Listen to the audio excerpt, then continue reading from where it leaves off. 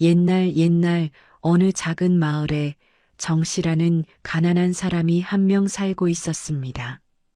정씨는 보통 사람과는 조금 달랐습니다. 무엇이 달랐냐고요?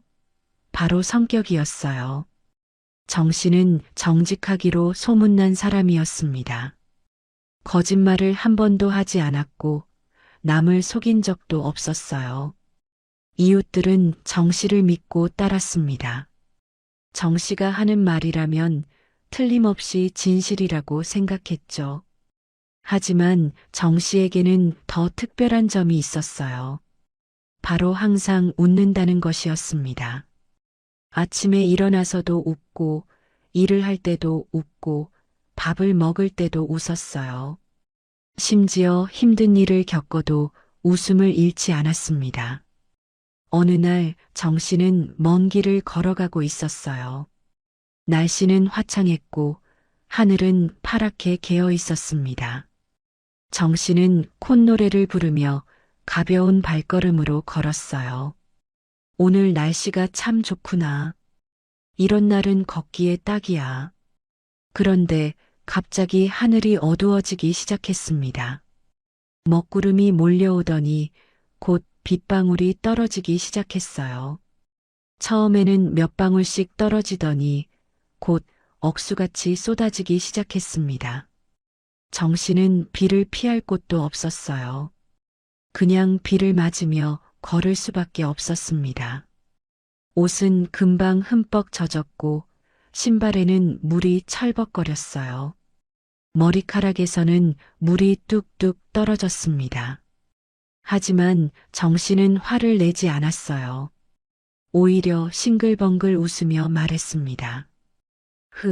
시원하게 참 잘도 쏟아지는군. 더운 날씨에 이렇게 비가 오니 시원하기도 하지. 다른 사람 같았으면 투덜거렸을 텐데 정씨는 긍정적으로 생각했어요. 또 다른 날의 일이었습니다. 정씨는 제사를 준비하고 있었어요. 제사상에 올릴 음식을 정성껏 만들었습니다. 그 중에서도 특히 생선을 구워서 제일 좋은 자리에 놓아두었죠. 자, 이제 다 준비됐구나. 조상님들께서 아주 좋아하시겠어. 정씨가 잠깐 다른 일을 하러 방을 나간 사이였습니다. 어디선가 고양이 한 마리가 슬금슬금 들어왔어요. 고양이는 제사상을 보더니 눈이 반짝 빛났습니다. 야옹. 고양이는 재빨리 뛰어올라 생선을 입에 물었어요. 그리고는 황급히 달아나 버렸습니다. 고양이가 달아나는 소리를 듣고 정씨가 돌아왔어요. 생선이 어디 갔지? 정씨는 창문 밖을 내다보았습니다. 저 멀리 고양이가 생선을 물고 담장을 넘어가는 것이 보였어요. 보통 사람 같았으면 화를 냈을 겁니다. 하지만 정씨는 웃으며 말했습니다. 그놈 모처럼 배부르게 먹겠구나. 저 녀석도 배가 고팠나 보지. 정씨는 이렇게 늘 좋은 쪽으로만 생각했어요. 그래서 마을 사람들은 모두 그를 싱글벙글 정씨라고 불렀습니다. 정씨라는 성 앞에 늘 웃는다는 뜻의 싱글벙글을 붙인 거였죠. 싱글벙글 정씨가 오신다. 싱글벙글 정씨, 오늘도 웃고 계시네요. 사람들은 정씨를 보면 반가워했어요. 정씨의 웃음이 전염되어 다른 사람들도 덩달아 기분이 좋아졌거든요. 정씨에게는 아내가 있었습니다. 아내도 착하고 성실한 사람이었어요. 두 사람은 작은 집에서 살았는데 집은 낡았지만 깨끗하게 정돈되어 있었습니다. 정씨는 농사를 지으며 살았어요. 하지만 땅이 많지 않았습니다. 작은 밭 몇 개가 전부였죠. 그래서 수확도 많지 않았어요. 두 사람은 가난했지만 불평하지 않았습니다. 그러던 어느 날 아내가 남편에게 말했습니다. 아내의 얼굴에는 걱정이 가득했어요. 여보, 왜 그러시오? 무슨 걱정거리라도 있소? 정씨는 아내를 보며 물었습니다. 여보, 우리 농사 지을 땅이 조금밖에 없잖아요. 그런데 앞으로 아이가 태어나면 어떻게 살죠? 아내는 손으로 배를 쓰다듬었어요. 아내는 임신을 한 상태였습니다. 몇 달 후면 아기가 태어날 예정이었죠. 지금도 우리 둘이 먹고 살기 빠듯한데 아이까지 태어나면 정말 걱정이에요. 아내의 걱정은 당연한 것이었어요. 하지만 싱글벙글 정씨는 역시나 웃으며 대답했습니다. 어떻게 살긴요? 돈을 벌어서 살면 되지 않겠소. 하지만 어떻게요? 옳지, 좋은 생각이 났소. 정씨는 무릎을 탁 쳤어요. 땅을 팔아서 무명 장사를 합시다. 무명 장사요? 그렇소. 무명은 옷을 만드는 옷감이 아니요. 요즘 무명이 잘 팔린다고 하던데 우리도 장사를 하면 돈을 벌 수 있을 거요. 무명은 당시 사람들이 옷을 만들 때 꼭 필요한 천이었습니다. 수요가 많았기 때문에 장사를 하면 돈을 벌 수 있었죠. 그런데 땅을 팔면 농사는 어떻게 지어요? 장사가 잘 되면 농사보다 더 많이 벌 수 있어. 걱정하지 마시오. 정 씨의 말에 아내도 고개를 끄덕였어요. 알았어요. 당신을 믿을게요. 그래서 싱글벙글 정 씨는 결심했습니다. 농사짓던 작은 땅을 모두 팔기로 한 거예요. 정 씨는 마을 사람들에게 땅을 팔겠다고 알렸습니다. 며칠 후 땅이 모두 팔렸어요. 정 씨는 땅을 판 돈을 손에 들고 기뻐했습니다. 이제 이 돈으로 무명을 사면 되겠군. 그리고 좋은 곳에 가서 비싸게 팔면 큰 돈을 벌 수 있을 거요. 아내도 남편의 손을 잡으며 말했어요. 여보, 열심히 장사를 하면 우리도 잘 살 수 있겠죠? 그럼 물론이지. 어서 가서 좋은 무명을 사오리다. 걱정하지 말고 집에서 기다리시오. 싱글벙글 정씨는 돈을 품에 넣고 길을 나섰습니다. 얼굴 한가득 웃음을 달고 무명을 사러 큰 시장으로 떠났어요. 큰 시장은 정씨가 사는 마을에서 꽤 멀리 떨어져 있었습니다. 하루 종일 걸어야 도착할 수 있는 곳이었죠. 하지만 정씨는 지칠 줄 몰랐어요. 콧노래를 부르며 신나게 걸었습니다. 좋은 무명을 사서 돌아가야지.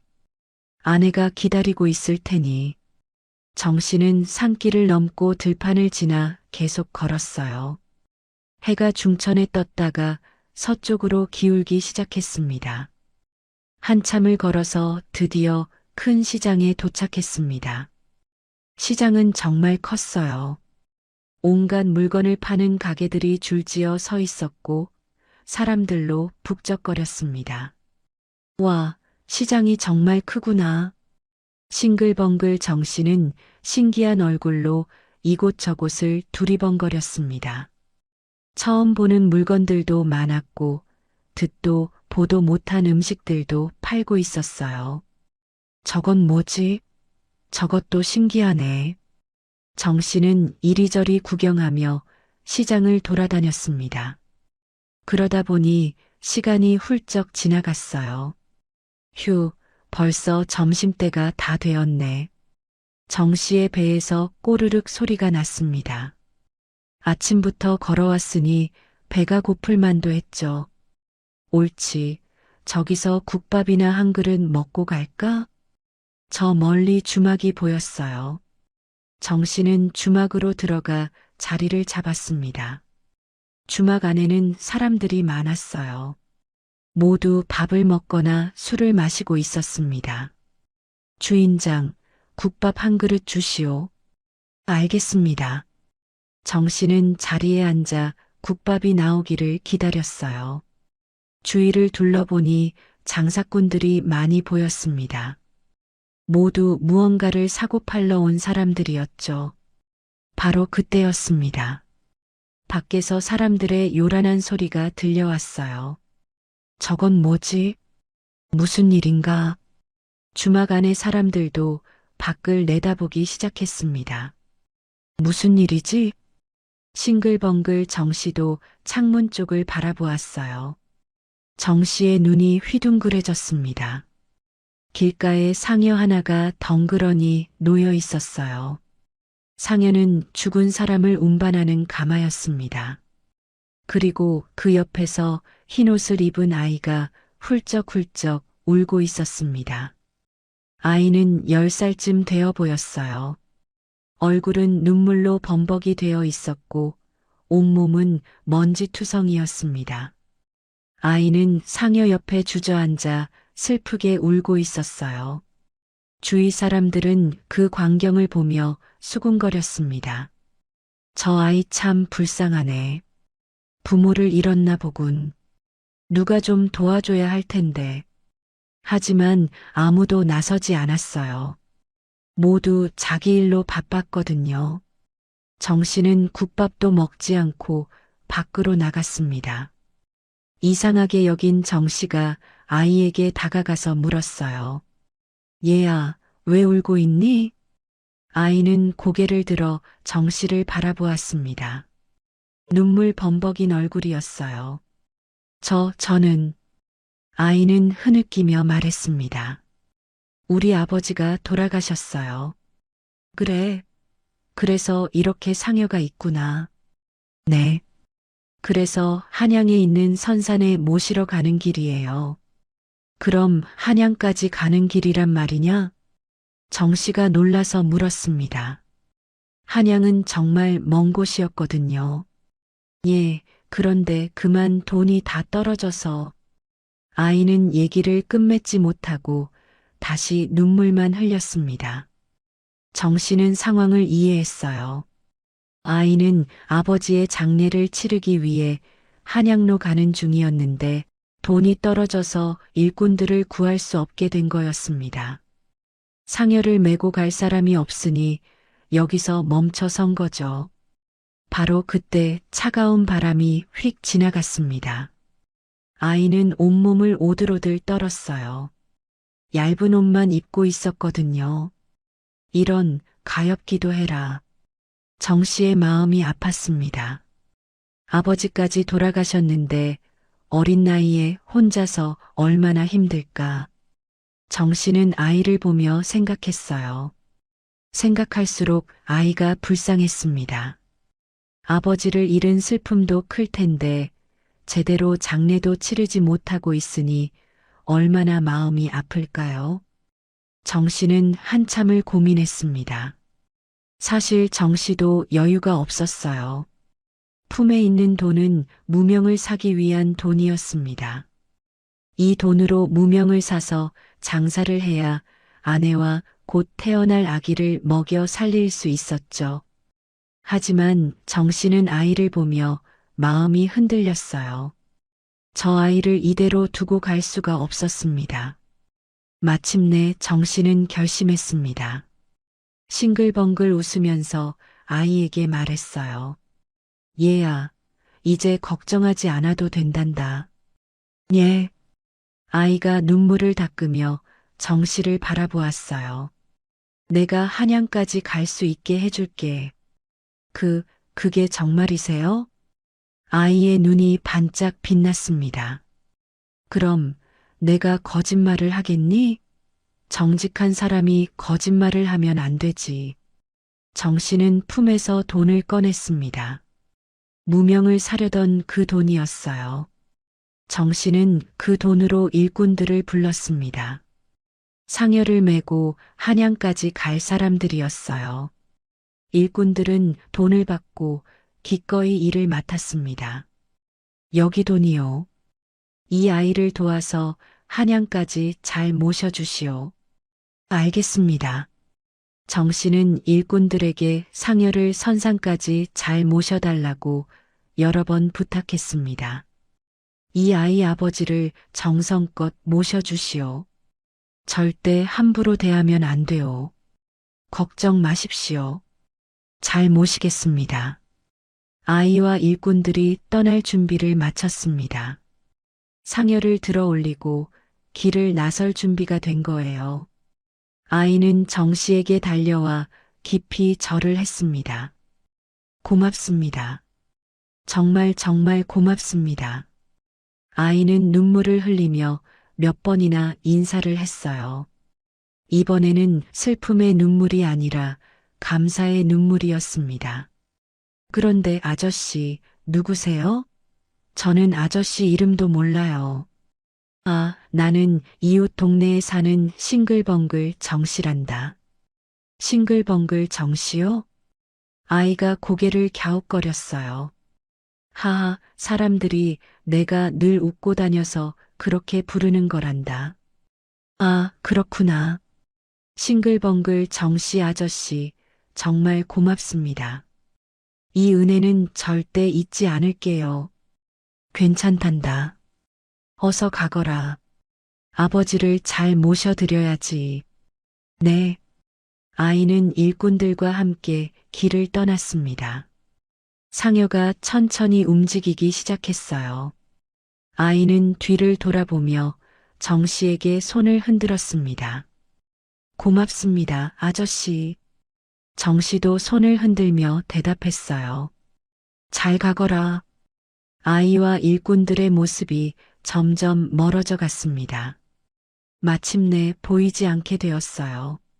싱글벙글 정 씨는 그 자리에 서서 한참을 바라보았습니다. 그리고는 빈품을 만지작거렸어요. 무명을 사려던 돈이 모두 사라져 버렸습니다. 정 씨는 이제 빈털터리가 되었어요. 한 푼도 남지 않았습니다. 무명도 살 수 없게 되었고 장사도 할 수 없게 되었죠.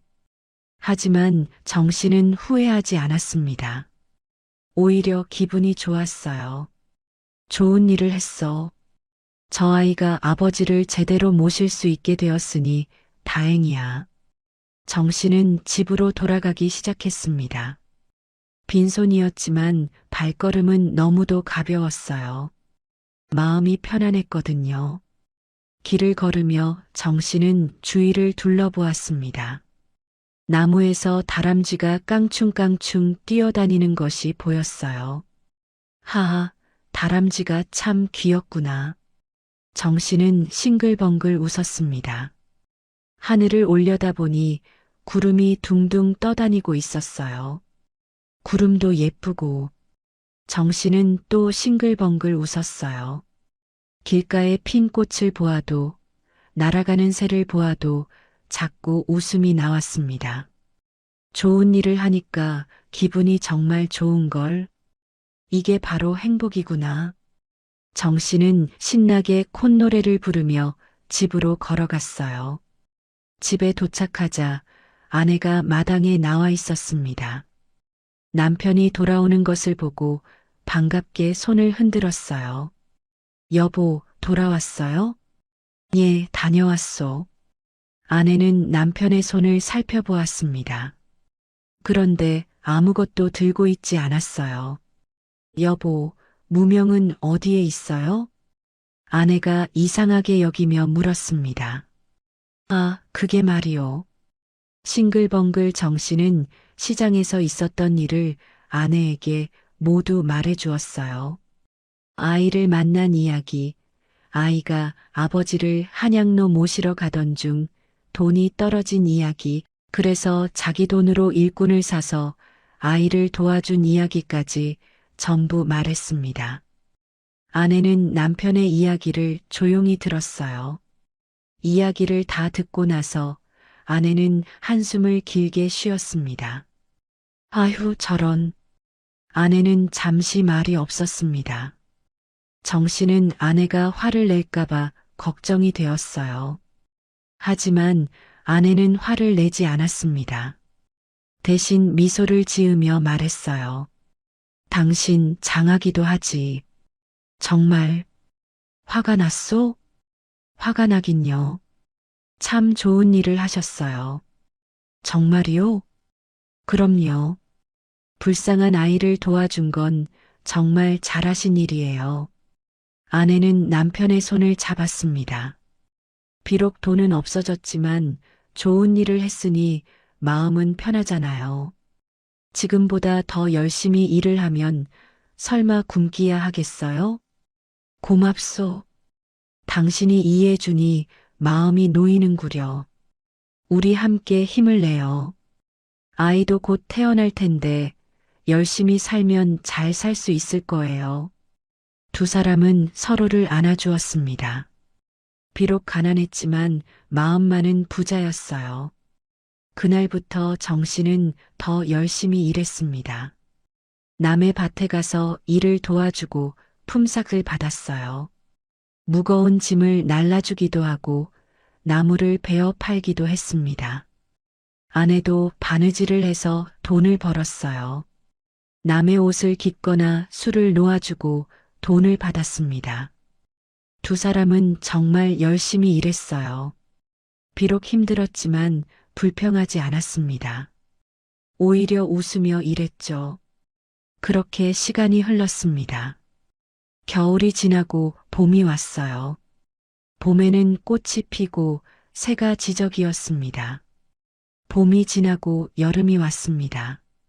여름에는 해가 뜨겁게 내리쬐었어요. 여름이 지나고 가을이 왔어요. 가을에는 곡식이 익고 낙엽이 떨어졌습니다. 가을이 지나고 다시 겨울이 왔습니다. 이렇게 몇 번이나 계절이 바뀌었어요. 한 해, 두 해, 세 해. 세월이 흘렀습니다. 그동안 정신의 집에는 아이들이 태어났어요. 먼저 아들이 태어났고 그 다음에는 딸이 태어났습니다. 집안에 아이들 웃음소리가 가득했어요. 정씨는 아이들을 무척 사랑했습니다.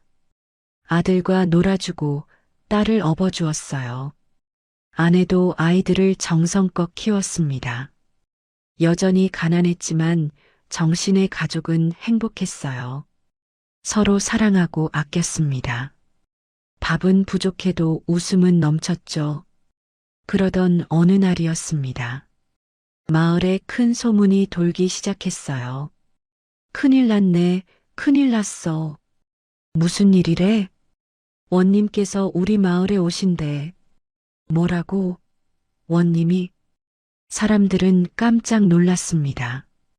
원님은 마을에서 제일 높은 벼슬아치였어요. 그런 높은 분이 이 작은 마을에 온다니 믿을 수가 없었죠. 그런데 원님께서 누구를 찾아오신대?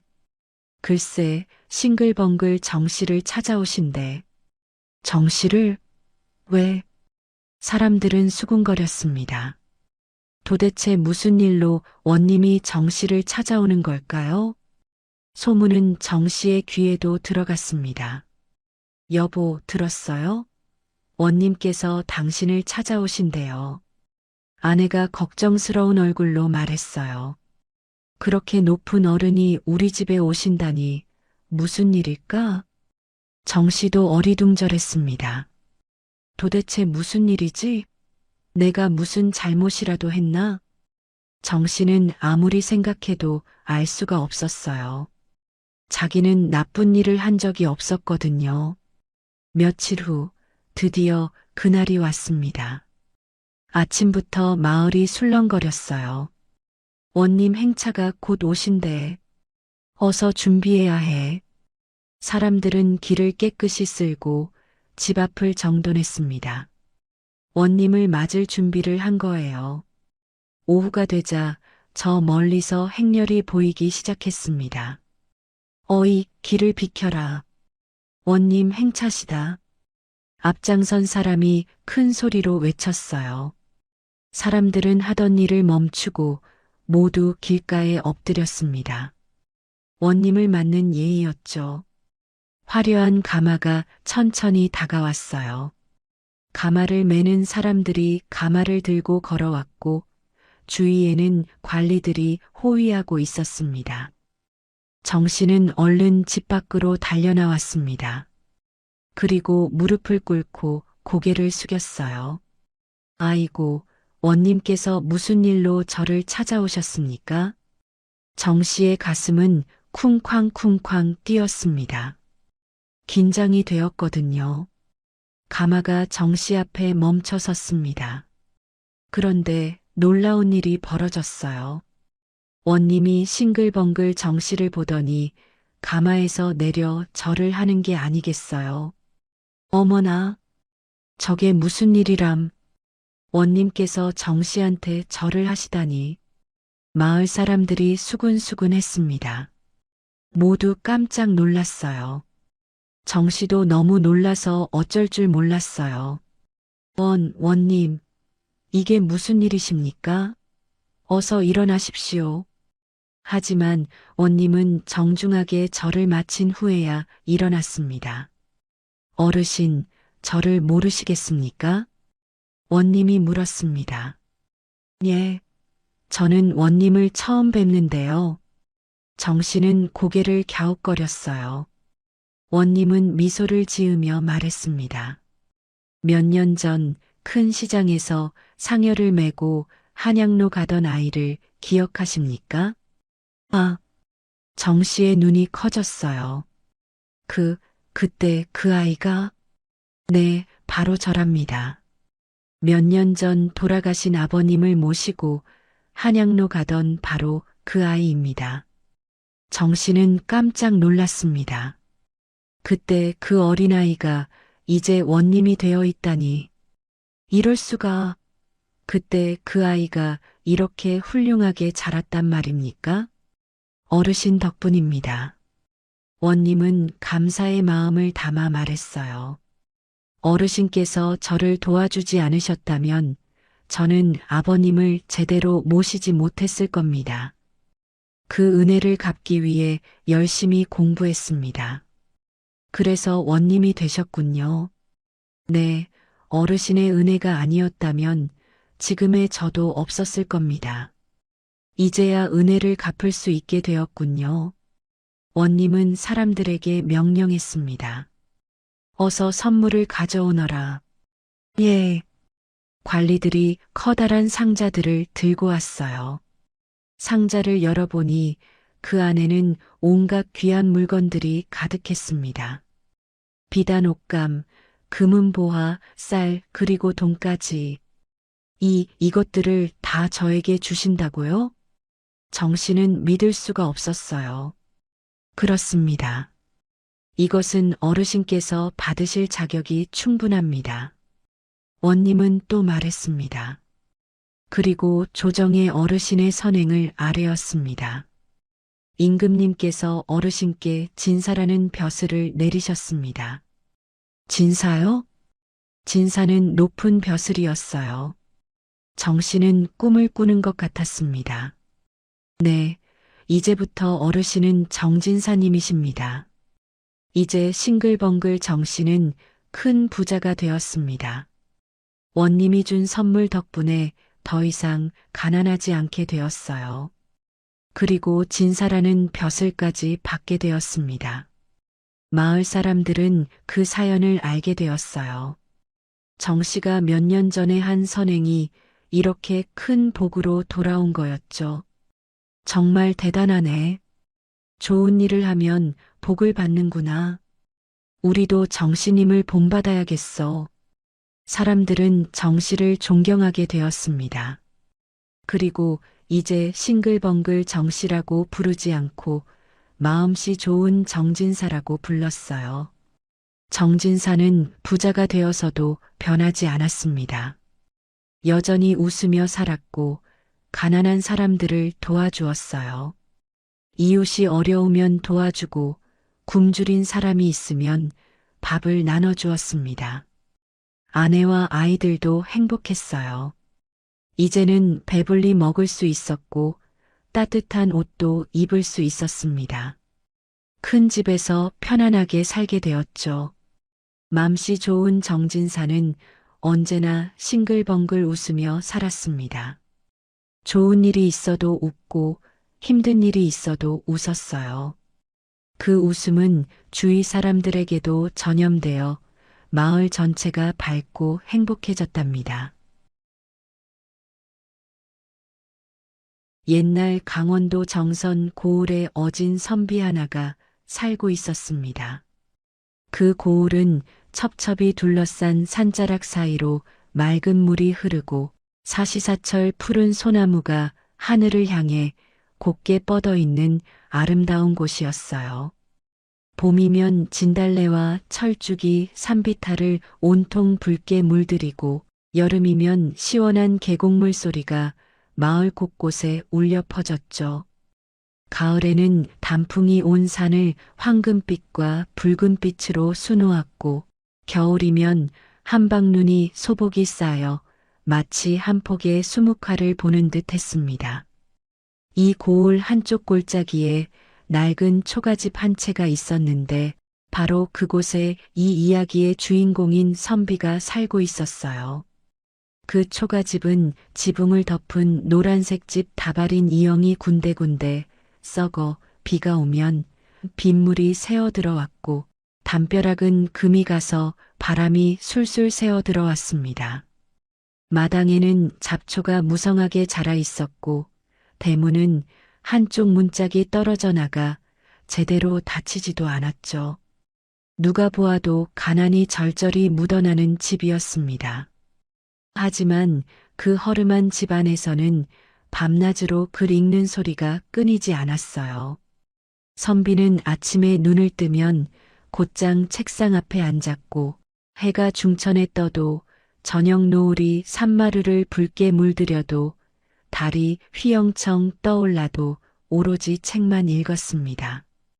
그의 책 읽는 소리는 청아하고 또렷하여 지나가는 나그네들도 발걸음을 멈추고 귀를 기울일 정도였죠. 참으로 대단한 분이시구나. 저토록 학문에 정진하시다니. 마을 사람들은 그를 보며 감탄하고 또 감탄했습니다. 그의 학식은 정선 고을은 물론이고 강원도 전체에서도 손꼽힐 정도로 높았어요. 그가 읽지 않은 책이 없었고 그가 모르는 경전이 없었습니다. 논어와 맹자는 물론이고 중용, 대학, 시경, 서경에 이르기까지 모든 고전을 통달하였죠. 누군가 어려운 문제를 가지고 찾아오면 그는 막힘없이 답을 내놓았고 아무리 복잡한 글귀도 그의 입을 거치면 물 흐르듯 쉽게 풀렸습니다. 그래서 고을의 모든 사람들이 그를 깊이 존경했어요. 농부들은 밭에서 일하다가도 그가 지나가면 허리를 굽혀 인사했고 장사꾼들은 물건을 팔다 말고 공손히 예를 갖추었습니다. 심지어 아이들까지도 그를 보면 장난치던 것을 멈추고 두 손을 모아 인사를 올렸죠. 더욱 놀라운 것은 새로 부임해 오는 원님들의 행동이었습니다. 보통 새 원님이 부임하면 고을의 아전들이 가장 먼저 인사를 드리고 그 다음에 지역의 유지들이 차례로 찾아가는 것이 관례였어요. 하지만 정선 고을에서는 달랐습니다. 새 원님이 부임하면 제일 먼저 이 가난한 선비의 초가집을 찾아갔던 것이죠. 어느 해 봄 새로 부임한 원님도 마찬가지였습니다. 가마에서 내린 원님은 관복도 갈아입지 않은 채 선비의 집으로 향했어요. 허름한 대문 앞에 선 원님은 잠시 망설이더니 조심스럽게 헛기침을 하며 안으로 들어섰습니다. 저기 계시오? 마당을 가로질러 사랑채로 다가간 원님은 문틈 사이로 새어나오는 글 읽는 소리에 걸음을 멈추었어요. 그 목소리가 어찌나 정갈하고 고상하던지 원님은 감히 끊을 수가 없어 한참을 기다렸습니다. 마침내 글 읽는 소리가 잠시 멈추자 원님이 조심스럽게 입을 열었어요. 선생님, 제가 이번에 이 고을의 사또로 부임하여 인사를 드리러 왔습니다. 그제야 방문이 열리고 선비가 고개를 내밀었습니다. 그의 옷은 세월의 때가 묻어 빛이 바랬지만 단정하게 정돈되어 있었고 갓은 비록 낡았지만 반듯하게 쓰여 있었어요. 무엇보다 그의 눈빛은 맑고 깊어서 마치 깊은 연못을 들여다보는 것 같았습니다. 오셨소? 먼 길 오시느라 고생이 많으셨겠구려. 선비의 목소리는 부드러웠지만 그 안에는 범접할 수 없는 위험이 서려 있었습니다. 원님은 저도 모르게 허리를 더욱 깊이 숙였어요. 이 고을에 부임하게 되어 처신사를 올리러 왔습니다. 앞으로 많은 가르침을 부탁드리겠습니다. 허허, 무슨 가르침이요? 나 같은 늙은이가 무엇을 안다고. 그저 책이나 읽는 것이 낙일 뿐이요. 선비는 겸손했지만 그 겸손함 속에서도 학자로서의 자부심이 느껴졌습니다. 원님은 감탄하며 고개를 끄덕였어요. 들리는 바로는 선생님의 학식이 강원도에서 으뜸이라 하더이다. 앞으로 고을을 다스리는 데 있어 선생님의 조언을 듣고 싶습니다. 허허, 과찬이시오. 그저 오래 살다 보니 책을 좀 읽었을 뿐이지요. 이렇게 새 원님마다 먼저 찾아와 인사를 드릴 정도로 선비의 명성은 고을 전체에 자자했습니다. 사람들은 그를 볼 때마다 존경의 눈빛을 보냈고 그의 한마디 한마디에 귀를 기울였어요. 하지만 이렇게 존경받는 선비에게도 큰 문제가 있었으니 바로 찢어지게 가난하다는 것이었습니다. 그는 곡식이 떨어져도 책만 읽을 뿐 일을 하지 않았어요. 밭에 나가 호미를 들거나 산에 올라 나무를 해오는 일 따위는 꿈에도 생각하지 않았죠. 양반이 어찌 천한 일을 할 수 있단 말인가. 그것이 그의 생각이었습니다. 양반은 오로지 글을 읽고 학문을 닦아야 한다고 믿었어요. 손에 흙이 묻거나 이마에 땀이 맺히는 것은 양반의 품위에 어긋난다고 여겼습니다. 그래서 집안이 아무리 가난해져도 창고에 쌀 한 톨 없어도 그는 오로지 책상 앞에만 앉아 있었던 것이죠. 처음에는 조상들이 물려준 약간의 재산이 있었습니다. 작은 농과 밭이 몇 마지기 있었고 선대에서 물려받은 세간살이도 있었어요. 하지만 해가 지나고 또 지나면서 그 재산은 점점 줄어들었습니다. 먹을 것이 떨어지면 논을 팔았고 땔감이 없으면 밭을 팔았어요. 세간살이는 하나둘 사라져갔고 집안에는 책과 붓, 벼루 말고는 남은 것이 없게 되었죠. 그럼에도 선비는 조금도 개의치 않았습니다. 오히려 가난을 부끄러워하지 않는 것이야말로 참된 선비의 자세라고 믿었어요. 안빈낙도라 했거늘 가난함 속에서 도를 즐기는 것이 군자의 길이 아니겠는가. 그는 이렇게 중얼거리며 다시 책을 펼쳤습니다. 하지만 배가 고프면 글자가 눈에 들어올 리가 없었죠. 때로는 배에서 꼬르륵 소리가 나서 읽던 책을 내려놓아야 할 때도 있었습니다. 그래도 그는 포기하지 않았어요. 물 한 사발로 배를 채우고 다시 책상 앞에 앉았습니다. 한편 그의 아내는 날마다 끼니 걱정에 시달려야 했습니다. 그녀는 본래 마음씨 착하고 현명한 여인이었어요.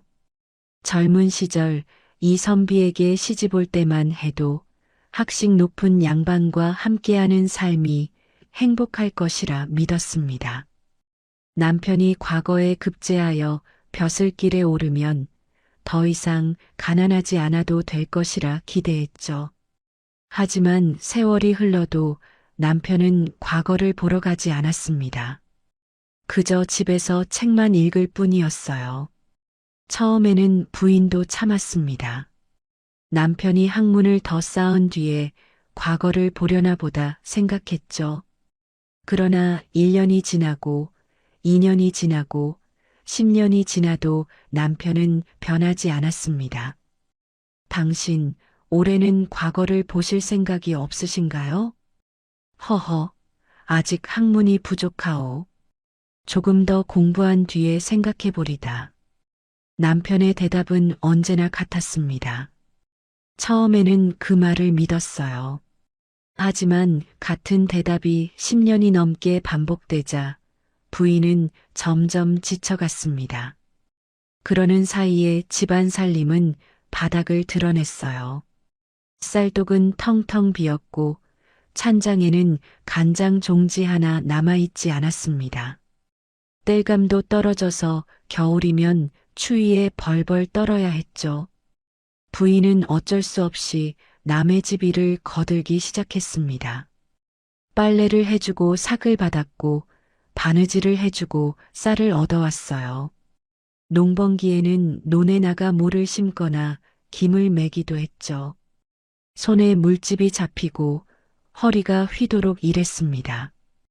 양반의 부인이 남의 집 일을 한다니. 동네 사람들이 수군거렸지만 부인은 아랑곳하지 않았습니다. 당장 먹고 살아야 했으니까요.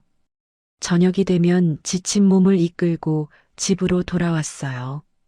그런데 집에 와보면 남편은 여전히 책상 앞에 앉아 글을 읽고 있었습니다. 오셨소? 남편은 고개도 들지 않고 책장을 넘겼어요. 부인은 한숨을 삼키며 부엌으로 들어갔습니다. 그나마 오늘 벌어온 쌀로 저녁죽이라도 끓여야 했으니까요. 이런 날들이 하루 이틀이 아니었습니다. 날마다 반복되는 고된 일상에 부인의 마음에는 불만이 쌓여갔어요. 처음에는 작은 짜증이었지만 그것이 점점 커져서 마침내 분노가 되었습니다. 어느 날 날이 밝았는데도 집안에 쌀이 한 톨도 없었어요. 부인은 찬장을 뒤지고 쌀독을 기웃거렸지만 손에 잡히는 것이 없었습니다.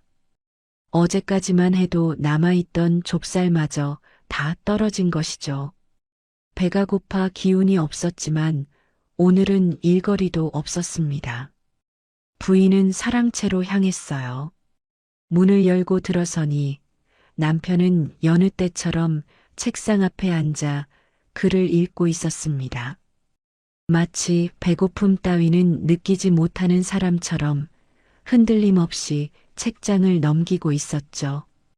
부인은 참았던 불만이 한꺼번에 터져 나왔습니다. 여보, 책만 보면 쌀이 나온답니까? 선비는 천천히 고개를 들었어요. 부인의 얼굴이 붉게 달아올라 있었습니다. 눈가에는 분노와 피로가 뒤섞여 있었죠. 무슨 일이요, 부인? 무슨 일이냐고요? 지금 집에 쌀이 한 톨도 없어요. 오늘 하루 뭘 먹고 살란 말입니까? 선비는 잠시 눈을 깜빡였어요. 그러더니 다시 책으로 시선을 돌렸습니다. 허허, 그러시오? 하지만 군자는 가난을 두려워하지 않는 법이요. 공자께서도 말씀하시길. 공자는 무슨 공자? 당장 오늘 굶게 생겼는데 공자 타령이에요? 부인의 목소리가 한 톤 높아졌습니다. 선비는 조금 당황한 듯 책을 내려놓았어요. 부인, 진정하시오. 아무리 그래도 남편에게 그렇게 소리를 지르는 것은 진정을 하라고요? 내가 매일같이 남의 집 일을 하며 쌀을 구해와야 당신이 밥을 먹는 거예요. 그런데 당신은 뭘 했어요? 밤낮으로 책만 읽었잖아요. 선비는 입을 다물었습니다. 부인의 말에 할 말이 없었던 거예요. 하지만 그렇다고 해서 일을 할 생각은 없었습니다. 양반이 어찌 천한 일을 할 수 있단 말인가. 그 생각만은 변하지 않았죠. 부인은 남편의 표정을 보고 더욱 화가 치밀었어요. 과거도 안 보고 밤낮으로 책만 읽으니 우리는 뭘 먹고 산단 말입니까? 당신이 과거에 급제해서 벼슬이라도 했으면 이렇게 살지는 않았을 거예요. 선비는 허리를 꼿꼿이 세우고 입을 다물었습니다. 부인의 말이 틀린 것은 아니었어요. 하지만 그렇다고 인정할 수도 없었죠. 양반으로서의 자존심이 허락하지 않았습니다. 부인, 과거에 급제하는 것이 인생의 전부가 아니요. 학문을 닦는 것 자체가 삶의 의미인 것을. 삶의 의미요? 굶어 죽으면 무슨 의미가 있어요? 부인은 탄식하며 방을 나갔습니다. 선비는 홀로 남아 한숨을 내쉬었어요. 그러더니 다시 책을 집어들었습니다. 배가 고파 글자가 흔들리는 것 같았지만 그래도 책을 놓을 수는 없었죠.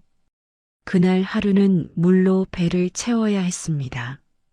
부인은 우물가에서 물을 길어와서 한 사발씩 마셨어요. 선비도 마찬가지였죠. 점심때가 되자 배에서 요란한 소리가 났지만 어쩔 도리가 없었습니다. 저녁이 되어서야 부인은 마을 이웃집에서 좁쌀 한 대를 얻어왔어요. 얼마 전에 빨래를 해준 것에 대한 사례라고 했습니다. 부인은 그 좁쌀로 묽은 죽을 끓였어요. 겨우 허기를 면할 정도의 양이었지만 그래도 굶지 않아서 다행이었습니다. 하지만 이런 일이 한두 번이 아니었어요. 일거리가 없는 날에는 꼼짝없이 굶어야 했습니다. 비가 오는 날이면 빨래도 할 수 없었고 농한기에는 논일도 없었죠. 그런 날이면 온종일 빈속을 움켜쥐고 버텨야 했습니다. 그런데도 선비는 쌀이 없어 굶을지언정 손에서 책을 놓지 않았어요. 배가 고파 어지러울 때도, 기운이 없어 눈앞이 아득할 때도 그는 책상 앞에 앉아 글을 읽었습니다. 왜 그러시오, 여보? 부인이 걱정스러운 눈으로 물으면 선비는 미소를 지으며 대답했어요. 괜찮소. 공자의 제자 아내도 한 그릇의 밥과 한 바가지의 물로 살았지만 그 즐거움을 잃지 않았다 했소. 나 또한 그러하리라. 부인은 한숨만 내쉴 뿐이었습니다. 아내는 아내고 당신은 당신 아니에요. 라는 말이 목구멍까지 올라왔지만 차마 내뱉지 못했어요. 이런 날들이 거듭되자 부인의 인내심은 한계에 다다랐습니다. 어느 날 아침 또다시 쌀이 바닥났을 때 부인은 참다 못해 선비에게 다시 한번 소리쳤어요. 쌀이 떨어졌는데 책이 다 무슨 소용입니까? 차라리 관가에서 황곡을 빌려서라도 쌀이나 구해 오시구려. 선비는 부인의 말에 눈살을 찌푸렸습니다. 황곡이라니. 나라에서 가난한 백성들에게 빌려주는 쌀을 말하는 것이었어요. 물론 가을에 갚아야 했지만 당장 굶주림을 면하기에는 그만이었죠. 하지만 선비는 마음이 내키지 않았습니다. 양반이 관가에 가서 쌀을 빌려달라고 손을 벌리는 것이 체면이 깎이는 일 같았거든요. 황곡이라니 그게 무슨 말이요? 양반이 어찌? 양반이면 굶어 죽어도 된다는 말씀이에요? 당장 쌀이 없으니 황곡을 빌려오셔야지요. 부인의 눈에는 눈물이 그렁그렁 맺혀 있었습니다. 그동안 쌓였던 고생과 분노, 그리고 남편에 대한 서운함이 한꺼번에 터져 나오려는 것 같았어요. 선비는 부인의 얼굴을 바라보다가 이윽고 한숨을 내쉬었습니다. 알았소, 알았어. 내 관가에 가서 황곡을 빌려오리다. 부인의 말이 못마땅했지만 딱히 다른 수가 없었어요. 당장 굶을 지경이니 자존심을 챙길 형편이 아니었습니다. 선비는 무거운 발걸음으로 방을 나섰어요.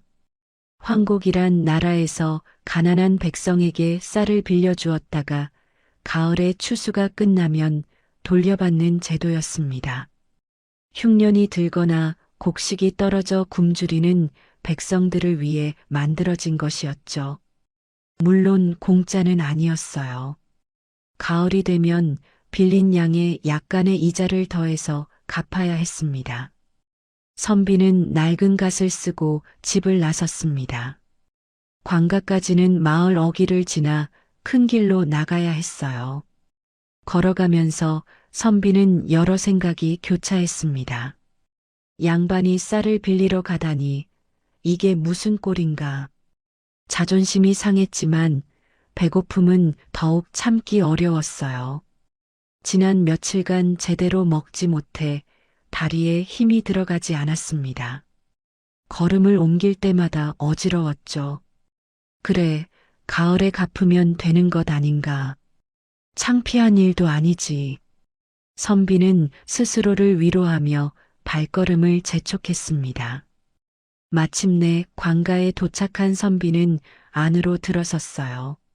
마당에는 여러 백성들이 모여 있었는데 대부분 황곡을 빌리러 온 농민들이었습니다. 그들은 선비를 보자 황급히 길을 비켜주었어요. 아이고, 양반 나리께서 어찌 여기까지. 나리, 이쪽으로 오시지요. 관가의 아전들도 선비를 알아보고 급히 달려왔습니다. 고을에서 가장 존경받는 양반이니 예를 갖추지 않을 수 없었죠. 무슨 일로 오셨습니까, 나리? 아전이 공손하게 물었습니다. 선비는 잠시 망설이다가 입을 열었어요. 저기, 그것이 말이오. 할 말이 쉽게 나오지 않았습니다. 양반이 쌀을 빌려달라고 하는 것이 어찌나 부끄럽던지 얼굴이 화끈거렸어요. 괜찮으십니까, 나리? 얼굴이 안 좋아 보이시는데. 아전이 걱정스러운 얼굴로 물었습니다. 선비는 마음을 다잡고 입을 열었어요. 황곡을 좀 빌리려고 왔소. 그 말이 떨어지자 아전은 약간 놀란 표정을 지었습니다. 하지만 곧 고개를 끄덕이며 대답했어요. 알겠습니다, 나리. 얼마나 필요하십니까? 선비는 잠시 생각했습니다. 가을까지 먹으려면 적지 않은 양이 필요했어요. 하지만 너무 많이 빌리면 갚기가 어려울 것 같았죠. 일단 서너 성만 빌려주시오. 예, 알겠습니다. 잠시만 기다려 주십시오. 아전은 창고로 가서 쌀을 가져왔습니다. 고을에서 존경받는 양반이었기에 절차도 간단했고 따로 증서를 쓸 필요도 없었어요. 선비의 말 한마디면 충분했죠. 여기 있습니다, 나리. 가을에 갚아주시면 됩니다. 선비는 쌀을 받아들고 집으로 돌아왔습니다. 부인은 쌀을 보고 반색을 했어요. 이제 당분간은 굶지 않아도 되겠구나. 부인은 곧바로 부엌으로 가서 밥을 지었습니다. 오랜만에 먹는 쌀밥의 맛이란 세상에 그보다 더 좋은 것이 없었어요. 허허, 밥을 먹으니 기운이 나는구려. 선비는 배를 두드리며 만족스러운 표정을 지었습니다. 부인도 안도의 한숨을 내쉬었죠. 하지만 그 평화는 오래가지 않았습니다. 가을이 되었지만 선비는 황곡을 갚을 수가 없었어요. 왜냐하면 일을 하지 않았기 때문이었죠. 농사를 짓지도 않았고 장사를 하지도 않았으니 수확물이 있을 리가 없었습니다. 어떡하지? 황곡을 갚아야 하는데. 선비는 고민에 빠졌지만 그렇다고 일을 할 생각은 없었어요. 양반의 품위를 지키는 것이 더 중요하다고 생각했으니까요. 다음해 봄 선비는 또다시 황곡을 빌렸습니다. 지난해에 빌린 것을 갚지 못했는데 또 빌린 것이죠. 그러다 보니 빚이 점점 늘어났어요. 해가 지날수록 빚은 눈덩이처럼 불어났습니다. 날이 이번에도 황곡을 빌리시려고요? 아전이 조심스럽게 물었습니다. 선비는 고개를 끄덕였어요. 그래, 좀 빌려주시오.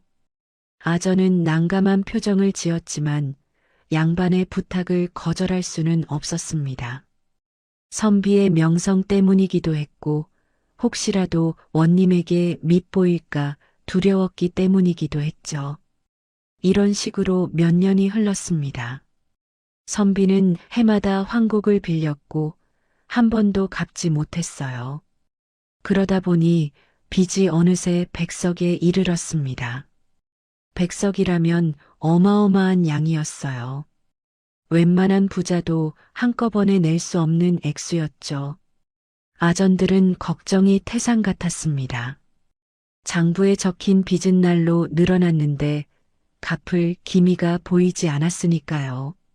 하지만 양반에게 직접 독촉하기도 어려웠어요. 체면을 중시하는 양반에게 빚을 갚으라고 다그치는 것은 예의에 어긋나는 일이었습니다. 이를 어쩌면 좋겠나? 나리께서 갚을 생각이 없으신 것 같은데. 그렇다고 우리가 어쩌겠나? 그냥 두고 보는 수밖에. 아전들은 서로 눈치만 보며 한숨을 내쉴 뿐이었습니다. 그러던 어느 날 강원도에서 가장 벼슬이 높은 관찰사가 정선을 찾아왔습니다. 관찰사는 각 고을을 순시하며 행정을 점검하는 일을 맡고 있었어요. 특히 황곡의 운영 상태를 꼼꼼히 살피는 것이 중요한 임무 중 하나였죠. 관찰사는 관가에 도착하자마자 장부를 가져오라고 했습니다. 아전들은 떨리는 손으로 장부를 건넸어요. 관찰사는 장부를 꼼꼼히 살피더니 이상한 점을 발견했습니다. 이게 무엇이냐? 어째서 갚지 않은 황곡이 이렇게 많단 말이냐? 관찰사의 눈이 날카롭게 빛났습니다. 아전들은 고개를 숙이고 아무 말도 하지 못했어요. 빌려간 쌀이 100석이 넘는데 한 번도 갚지 않았다니. 이게 어찌 된 일이냐? 관찰사는 분노에 찬 목소리로 소리쳤습니다. 아전들은 땅바닥에 엎드려 벌벌 떨 뿐이었어요. 관찰사는 장부를 집어던지고 창고로 향했습니다. 창고 문을 열고 안을 들여다보니 쌀가마니가 한참 모자랐어요. 장부에 적힌 수량과 실제 쌀의 양이 크게 차이가 났죠. 관찰사는 불같이 화를 냈습니다. 아니, 어째서 쌀이 이렇게 모자란 것이냐? 원님이 황급히 달려와 바닥에 엎드렸어요. 소인을 용서해 주십시오. 관찰사 나리. 용서라니. 당장 설명해 보거라. 왜 창고가 이 모양인 것이냐? 원님은 진땀을 흘리며 대답했습니다. 저희 고을에 가난한 양반이 있는데 해마다 빌려간 황곡을 갚지 못하는 바람에 이렇게 되었습니다. 관찰사는 그 말을 듣고 어이가 없었습니다. 뭐라고? 양반 한 명이 100석이 넘는 빚을 졌다고? 도대체 그게 말이 되는 소리냐? 사실이옵니다, 나리.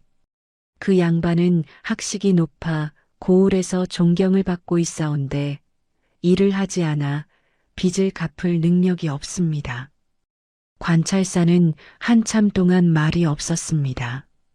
그러더니 갑자기 버럭 소리를 질렀어요.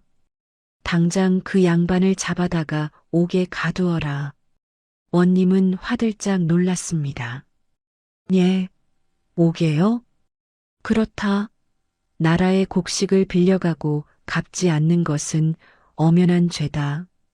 양반이든 상놈이든 관계없이 법에 따라 처벌해야 한다.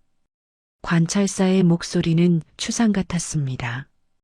원님은 다리가 후들후들 떨렸어요. 하지만 감히 거역할 수 없었습니다. 알겠습니다, 나리. 당장 그리하겠습니다. 원님은 대답은 했지만 마음이 무거웠어요. 고을에서 존경받는 양반을 옥에 가두라니 이 일을 어떻게 해야 할지 막막했습니다. 원님은 안절부절 못했습니다. 관찰사의 명령이니 따르지 않을 수 없었지만 양반을 잡아 가두는 것은 쉬운 일이 아니었어요.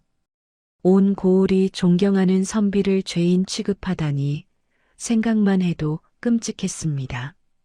며칠이 지났지만 원님은 양반을 잡아 가두지도 못하고 다른 방법도 찾지 못했습니다. 관찰사에게 다시 보고해야 하는데 무슨 말을 해야 할지 알 수 없었어요. 한편 이 소식을 들은 양반도 어쩔 줄을 몰랐습니다.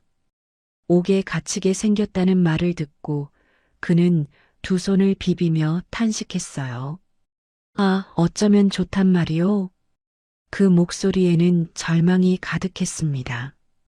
지금까지 살아오면서 양반으로서의 긍지만 가지고 있었는데 이제 죄인이 되어 옥에 갇히게 생겼으니 하늘이 무너지는 것 같았죠. 방 안을 서성이던 선비는 아내를 바라보았습니다. 아내의 얼굴에도 걱정과 분노가 뒤섞여 있었어요. 여보, 어떻게 하면 좋겠소? 선비가 힘없는 목소리로 물었습니다.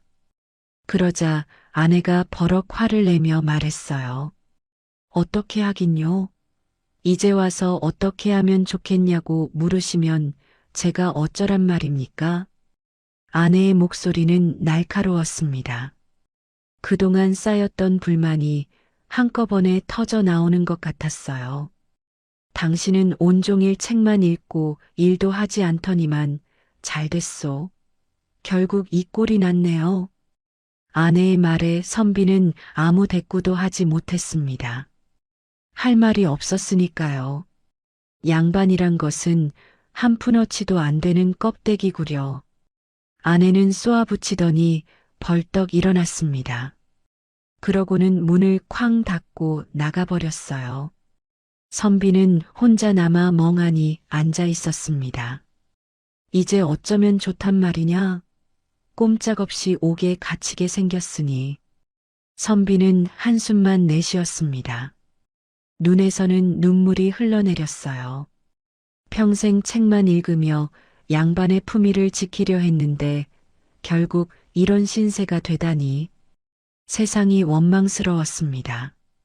그날 밤 선비는 잠을 이루지 못했습니다. 뒤척이며 생각에 빠져 있었죠. 백석이라는 빚을 어떻게 갚을 수 있단 말인가. 돈이 있는 것도 아니고 재산이 있는 것도 아니었어요. 그렇다고 일을 해서 벌 수 있는 금액도 아니었죠. 선비는 밤새 울기만 했습니다. 눈물이 마를 틈이 없었어요. 날이 밝아도 또 어두워져도 그는 달리 방법을 찾지 못하고 탄식만 했습니다. 한편 이웃 마을에 돈 많은 상인이 살고 있었습니다. 그는 어릴 때부터 장사를 시작해서 이제는 큰 부자가 되어 있었어요. 창고에는 곡식이 가득했고 집에는 비단과 보물이 넘쳐났죠. 온 마을이 부러워하는 재력가였습니다.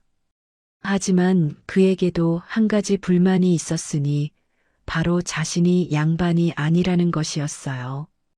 조선시대에는 신분이 엄격히 나뉘어 있어서 아무리 돈이 많아도 양반이 아니면 천대를 받았습니다. 상인은 평민 중에서도 천하게 여겨지는 신분이었죠. 상인은 양반들을 만날 때마다 굽신거려야 했습니다. 아무리 재산이 많아도 양반 앞에서는 고개를 숙여야 했어요. 때로는 땅바닥에 엎드려 절을 하라고 하면 코를 땅에 대고 바짝 엎드려야 했죠. 그것이 얼마나 치욕스러운 일인지 모릅니다. 돈이 많으면 뭘 하나. 양반 앞에서는 개만도 못한 취급을 받는데 상인은 늘 이렇게 한탄했어요. 그래서 언젠가는 양반이 되어야겠다는 꿈을 품고 있었죠. 하지만 양반은 돈으로 살 수 있는 것이 아니었습니다. 태어날 때부터 정해지는 것이었으니까요. 그런데 어느 날 상인의 귀에 놀라운 소식이 들려왔습니다. 정선 고을의 양반이 빚을 갚지 못해 곤란에 처했다던데. 빚이 얼마나 되는데? 무려 100석이래. 100석? 그 양반 도대체 어떻게 그런 빚을 졌대? 황곡을 빌려서 썼는데 한 번도 갚지 않았다나 봐. 그래서 어떻게 됐어? 관찰사가 그 양반을 옥에 가두라고 명령했다더라. 상인은 이 소식을 듣고 무릎을 탁 쳤어요. 내가 그 양반의 빚을 갚아주고 양반을 사면 되겠군. 눈이 번쩍 뜨이는 기분이었습니다. 평생 소원이던 양반이 될 수 있는 기회가 온 것이죠. 백석의 빚이 많기는 했지만 상인에게는 충분히 감당할 수 있는 금액이었어요. 상인은 서둘러 가족들을 불러 모았습니다. 아내와 자식들, 그리고 함께 사는 형제들까지 모두 모이자 상인은 자신의 생각을 말했어요. 내 정선 고을의 양반에게서 양반 신분을 사려고 하오. 그 양반은 백석의 빚을 지고 있는데 내가 대신 갚아주면 양반 신분을 넘겨받을 수 있을 것이오. 가족들은 이 말을 듣고 깜짝 놀랐습니다. 백석이라니요. 그건 너무 큰 돈 아닙니까? 아내가 걱정스러운 얼굴로 말했어요. 그렇습니다, 형님. 백석이면 우리 재산의 절반이에요. 그걸 남에게 빚을 갚는 데 쓴다니요? 동생도 반대의 목소리를 높였습니다. 아버지, 그건 너무 무모한 생각 아니에요? 자식들도 고개를 저었어요. 가족들 모두가 반대하고 나선 것이죠. 상인은 가족들의 반대에 화가 났습니다. 그는 큰 소리로 말했어요. 돈이 다 무슨 소용이야. 가족들이 움찔했습니다. 상인의 목소리에는 깊은 울분이 서려 있었어요. 나는 돈이 많아도 양반을 만나면 굽실거려야 하고 땅바닥에 엎드려 절을 하라고 하면 코를 땅에 대고 무릎으로 기어야 하니 말이야. 상인의 눈에는 눈물이 글썽였습니다. 그동안 당해온 서름과 치욕이 떠오른 것이죠. 내가 아무리 큰 부자라도 양반 앞에서는 아무것도 아니야. 장사를 하러 가도 양반들은 나를 개처럼 취급해. 길에서 마주치면 비켜서야 하고 말을 걸 때도 고개를 숙여야 해. 그게 얼마나 창피한 일인지 알아? 가족들은 아무 말도 하지 못했습니다. 상인이 평소에 얼마나 힘들어했는지 알고 있었으니까요. 이제 양반이 되면 더 이상 그런 굴욕을 당하지 않아도 돼. 오히려 다른 사람들이 나한테 절을 할 거야. 그러니 이 기회를 놓칠 수 없어. 상인의 단호한 태도에 가족들은 더 이상 반대하지 못했습니다. 하는 수 없이 양반 사는 일에 찬성을 했어요. 알겠습니다. 아버님 뜻대로 하세요. 자식들이 고개를 숙였습니다. 아내도 한숨을 쉬며 물러섰어요. 조심하시고 잘 다녀오세요. 상인은 즉시 출발 준비를 했습니다. 창고에서 쌀을 꺼내 수레에 싣고 한달음에 정선 고을로 향했어요. 수레 여러 대가 줄지어 달렸습니다. 쌀가마니가 산처럼 쌓여 있었죠. 정선 고을에 도착한 상인은 곧장 양반의 집을 찾아갔습니다. 허름한 초가집 앞에 서자 상인은 잠시 망설였어요. 집이 생각보다 더 초라해서 놀란 것이죠. 정말 여기가 맞나? 양반이 이런 곳에 산다니. 하지만 곧 고개를 끄덕였습니다. 학식이 높아도 가난할 수 있는 법이니까요. 상인은 대문을 두드렸어요. 안에 계시오? 잠시 후 문이 열리고 초췌한 얼굴의 선비가 나타났습니다. 눈가에는 눈물 자국이 있었고 얼굴은 수심으로 가득 차 있었어요. 누구시오? 날이, 저는 이웃 마을에 사는 상인입니다. 상인은 깍듯이 인사를 하며 말했어요. 상인이라고? 무슨 일로 나를 찾아왔소? 선비는 의아한 표정으로 물었습니다. 상인이 자신을 찾아올 이유가 없었으니까요. 그것이 말입니다.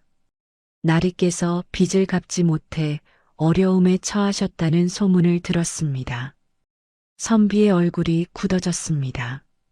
자신의 딱한 사정이 이웃 마을까지 퍼진 것이 부끄러웠어요.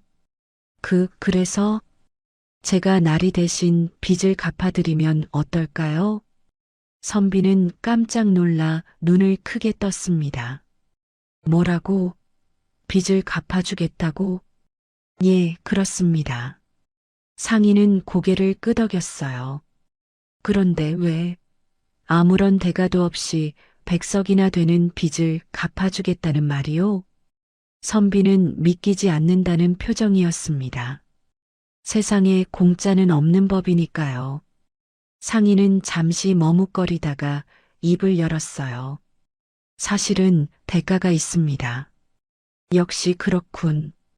무엇을 원하는 것이오? 나리의 양반 신분을 사고 싶습니다. 선비는 다시 한번 놀랐습니다. 양반 신분을 사겠다니 그런 일이 가능한 것인가? 하지만 생각해보니 지금 상황에서 다른 방법이 없었어요. 빚을 갚을 돈도 없고 일을 해서 벌 수 있는 것도 아니었죠. 이대로 가면 옥에 갇히게 될 터였습니다. 선비는 잠시 고민에 빠졌어요. 양반이란 신분은 조상 대대로 물려받은 것이었습니다. 그것을 판다는 것은 곧 조상을 배신하는 것이나 마찬가지였죠. 하지만 옥에 갇히는 것보다는 나을 것 같았습니다. 차라리 양반을 팔아 빚을 갚는 것이 낫겠구나. 선비는 마음을 정했습니다. 좋다, 그렇게 하자. 말이 떨어지기가 무섭게 상인의 얼굴에 환한 미소가 번졌어요. 정말이십니까, 나리? 그래, 당신이 빚을 갚아주면 내 양반 신분을 넘겨주겠소. 아이고, 감사합니다. 정말 감사합니다. 상인은 연신 허리를 굽히며 인사했습니다. 평생의 소원이 이루어지게 된 것이죠. 상인은 서둘러 수레를 몰고 관가로 향했습니다. 쌀과 마니를 가득 실은 수레들이 줄지어 관가 마당에 들어섰어요. 아전들은 깜짝 놀라 눈이 휘둥그레졌습니다. 이게 다 무엇이오? 양반 나리의 빚을 갚으러 왔습니다. 상인은 자랑스럽게 대답했어요. 100석의 쌀을 가져왔소. 세어보시오. 아전들은 쌀을 세기 시작했습니다. 한 가마니, 두 가마니, 세 가마니. 셀수록 놀라움이 커졌어요. 정말로 100석이 넘는 쌀이었습니다. 대단하구나. 정말로 다 갚으시는 거요? 물론이요. 이제 양반 나리는 빚이 없소. 상인은 모든 쌀을 창고에 넣은 후 관가에서 빚을 다 갚았다는 확인을 받았습니다. 그리고 나서 덩실덩실 춤을 추었어요. 야호! 드디어 나도 양반이다. 상인은 기쁨에 겨워 노래까지 불렀습니다. 평생 꿈꿔온 일이 이루어진 것이죠. 한편 양반도 나라의 빚을 다 갚고 나니 홀가분했습니다. 옥에 갇힐 걱정을 하지 않아도 되니 마음이 가벼웠어요. 휴, 이제 살았구나. 양반은 안도의 한숨을 내쉬었습니다. 비록 양반 신분을 팔아버렸지만 그래도 죄인이 되는 것보다는 나았죠. 하지만 이 일로 깜짝 놀란 사람이 있으니 바로 원님이었습니다. 그날 저녁 아전이 급히 달려와 보고했어요. 나리, 대단한 일이 벌어졌습니다. 무슨 일이냐? 그 양반 나리께서 빚을 다 갚으셨습니다. 원님은 깜짝 놀랐습니다. 뭐라고? 백석을 다 갚았다고? 예, 그렇습니다. 원님은 믿기지 않았어요. 도대체 어찌 된 일이란 말인가? 바로 엊그제만 해도 황곡, 갚을 능력이 없던 양반이 어찌 그 많은 곡식을 다 갚았단 말이냐? 저도 자세한 것은 모르겠습니다. 다만 어떤 상인이 대신 갚았다고 하더군요. 상인이? 어째서? 원님은 더욱 궁금해졌습니다. 남의 빚을 대신 갚아주는 상인이라니 무슨 까닭이 있을 것이 분명했어요. 원님은 당장 양반의 집으로 찾아가기로 했습니다. 가마를 타고 양반의 초가집에 도착한 원님은 대문 앞에서 내렸습니다. 안에 계시오? 원님이 목청을 높여 불렀어요. 그런데 예상치 못한 일이 벌어졌습니다. 평소 같으면 양반이 의관을 갖추고 정중히 나와 맞이했을 터인데 오늘은 달랐어요. 허름한 잠방이 차림에 맨발인 사내가 허둥지둥 뛰어나왔습니다. 그리고는 땅바닥에 넙죽 엎드리는 것이었어요. 무릎을 꿇고 두 손을 땅에 짚더니 이마가 흙에 닿을 정도로 깊이 절을 했습니다. 아이고, 나리께서 소인의 집에는 어쩐 일이신지요? 원님은 눈을 의심했습니다. 분명 그 양반이 틀림없었어요. 그 깊고 맑은 눈빛, 그 청아한 목소리. 하지만 행동이 완전히 달랐습니다.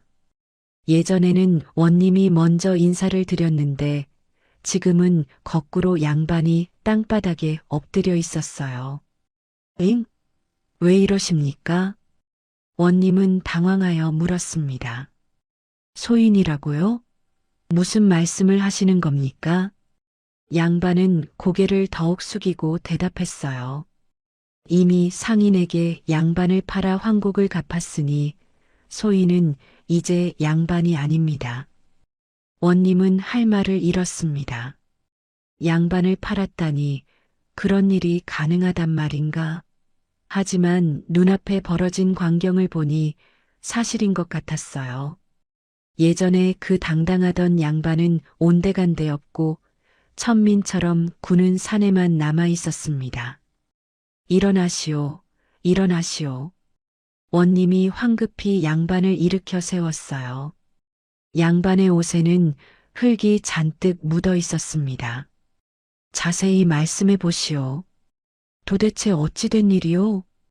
양반은 고개를 숙인 채 자초지종을 설명했습니다.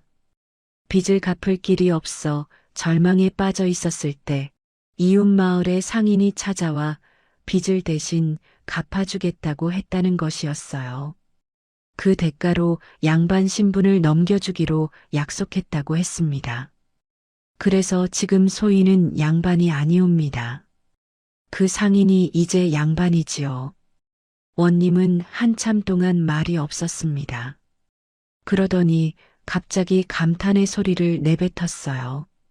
그 말이 사실이라면 그 상인이야말로 진짜 양반이구나.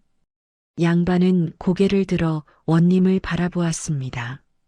무슨 뜻인지 이해가 가지 않았어요. 부자인데도 마음이 넓고 남의 어려움을 도와주었으니 얼마나 의롭고 어진 일이겠는가. 원님의 목소리에는 진심 어린 감탄이 담겨 있었습니다. 생각해 보시오. 그 상인은 자기 재산의 큰 부분을 내어 남의 빚을 갚아주었소. 그것도 아무런 친분도 없는 사람을 위해서 말이요. 이것이야말로 진정한 양반의 덕목이 아니겠소? 양반은 아무 말도 하지 못했습니다. 원님의 말이 맞는 것 같기도 하고 아닌 것 같기도 했어요. 자신은 평생 책을 읽으며 학문을 닦았지만 결국 남에게 도움을 준 적은 없었습니다.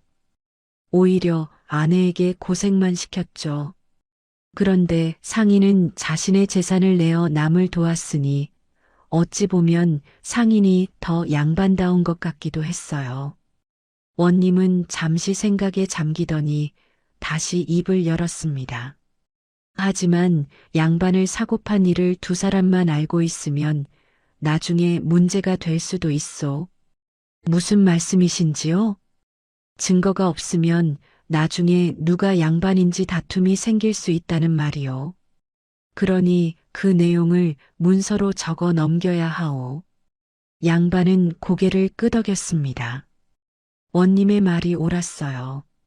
구두로만 약속하면 나중에 문제가 생길 수 있으니 공식적인 증서를 만들어 두는 것이 좋을 것 같았습니다.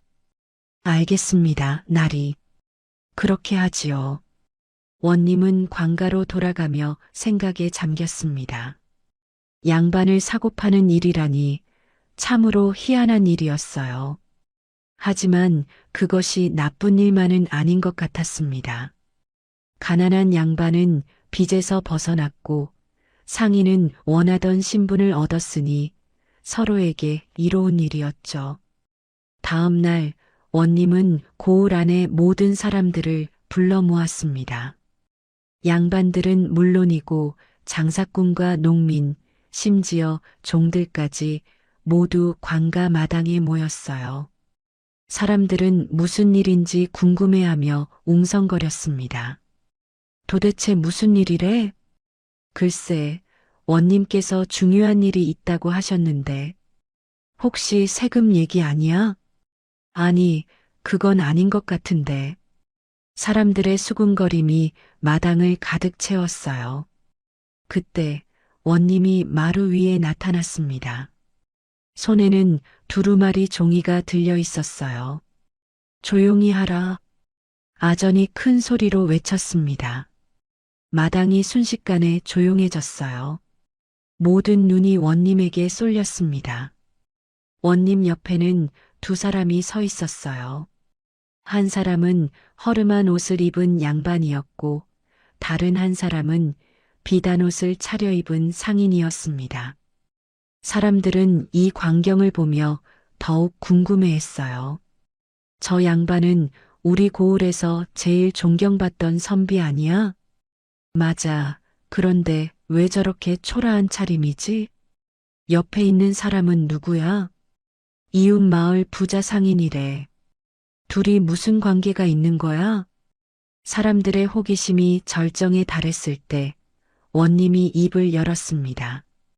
오늘 여러분을 모은 것은 중대한 일을 알리기 위함이요. 원님의 목소리는 위엄이 있었어요.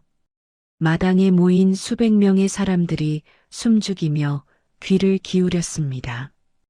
여기 계신 이 선비는 오랫동안 우리 고을의 존경을 받아온 분이요. 하지만 빚을 갚지 못해 어려움에 처했을 때 이 상인이 대신 빚을 갚아주었소. 사람들 사이에서 탄성이 터져 나왔어요. 대단하다. 100석이나 되는 빚을 대신 갚아주었다고? 부자라서 가능한 일이지. 원님이 손을 들어 조용히 시켰습니다.